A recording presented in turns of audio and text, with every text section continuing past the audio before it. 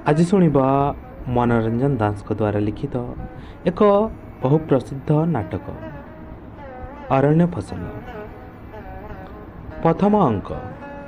पहाड़ घेरा जंगल मझिरे एक डाक बंगला।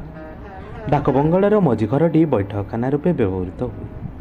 से 5-6टी चौकी, मझिरे एक लंबा टेबुल, अपस्टेजर गोटाए कण को काठर एक सिंधुक, कांथगुड़िक अस्वाभाविक भाव वन्यजंतु छवि चित्रित, यथा 2टी वन्य महिषी लड़े करुँच, कि हरिण पछरे बाघ गड़ाई, कि गोटाए झरणा पाखरे अनेक गुड़ाए वन्यजंतु एकाठी बसचंती, बाघ गयल हरिण और बिलुआ प्रभृति।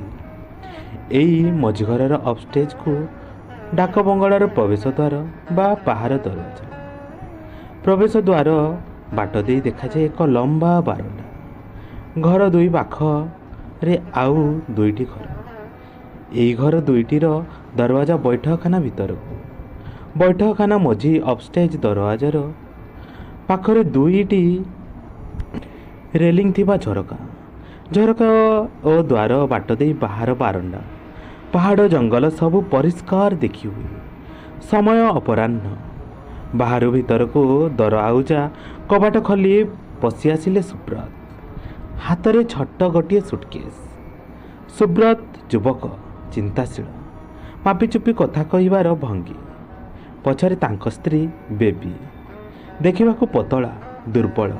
हठात किछि गुडाए कहि पकांती तो तापरे अस्वाभाविक भावे चुप हो जाती। सुब्रत आसी टेबुल पर सुटकेसटा रखिदे झरका 2टा खोली सारी बाहर को मुह गलाई डाकिले, चौकीदार चौकीदार।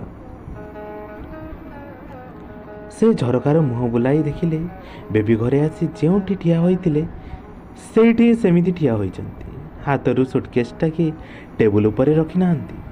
तेणु सुटकेसटा तांको हाथरू काढ़ी आनिला बेले कौन बेबी सुब्रत, कौन बेबी ना सुब्रत, कौन होइछि तुमर बेबी, कौन सुब्रत, किछि नाही बेबी, ना सुब्रत, बस बेबी अन्य मनस्क भावे हाँ सुब्रत, सुटकेस खोलिबा को कहिबी बेबी, लुगा काटी देबी सुब्रत, खाली मोर बेबी, मोर सुब्रत, लुगा बदलिब नहीं बेबी, भावुच अपरिष्कार हो जाइछि सुब्रत, रास्तार धूली माटी रे बेबी, हाँ हाँ। तापरे